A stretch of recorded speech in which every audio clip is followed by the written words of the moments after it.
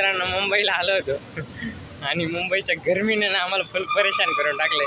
इकडे नुसता पाऊस झाला का गरम गरम गरम म्हणजे नुसतं घाम गळून राहिले, असं गुदमरल्यासारखं होतं नुसतं इकडं आपल्या गावाकडे कशी मोकळी हवा आहे इकडं, आणि इकडे कसं गुदमरल्यासारखं होऊ राहिले आणि गुदमर एकदम फार असं दमट वातावरण आहे, फार दमट बेकार, करमतच नाही।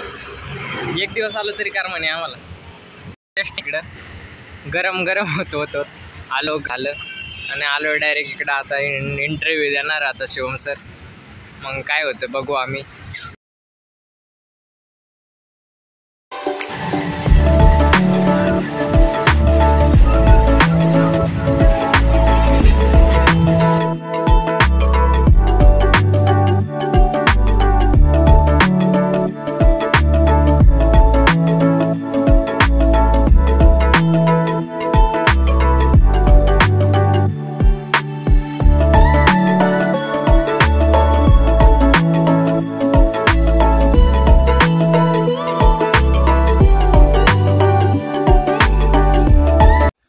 मुंबईची लोकलची गर्दी पाहून ना आमची फाटून गेली होती पूर्ण। बसायला जागा ना, उठायला जागा, असं दरवाजाला लटकून जावं लागतं, असं प्रवास करावा लागतो। खूप कष्ट आणि खूप कठीण असतं मुंबईचा प्रवास, एकदम कठीण।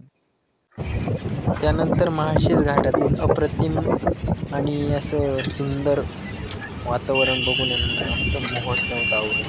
पण आम्ही काय करणार, आम्ही महामंडळाच्या बसमध्ये बसलेलो होतो। असं वाटत होतं स्वतःची गाडीवर आलो असताना तरी एकदम फिरायला व्ह्यू एकदम बॅकग्राऊंड पाहायला भेटत असतं। त्यानंतर इथं अतिशय जुने पुरातन काळातले अजून खरे कौलाच्या माड्या पाहायला भेटतील आणि तुम्ही बघू पाठीमागं तर एकदम उत्कृष्ट असं व्ह्यू, म्हणजे डोंगर आहे ना एकदम असं धुक्याने असा कसा रंगितल्यावानी झाला एकदम वातावरण एकदम बेस्ट क्वालिटीचं असं। मुक्या जनावरांना जीव लावलं का कसं ते असं धावपळ करीत, असं तडफड करीत आपल्यासोबतच फिरत असतं। आणि आम्हाला स्टँडवरती एक मुक्कर कुत्रं म्हणजे बिचाराचा आटापेटा पाहून मला पण अशी त्याची काळजी किंवा वाटत होती। मोकार बिचारा आटापेटा करीत होता।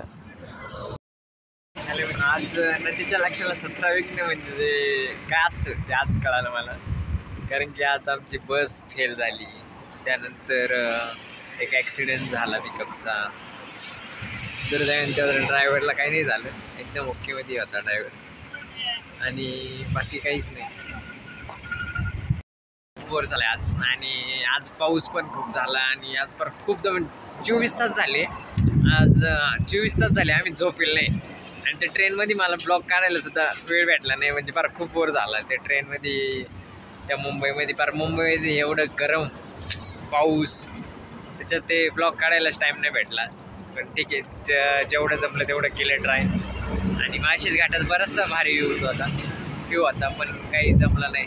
ते कुत्रं काय माझ्या पाठीमागच फिरतं, एखाद्या मुख्य प्राण्याला जीव लावलं कसं ते पाठीमागं फिरतं।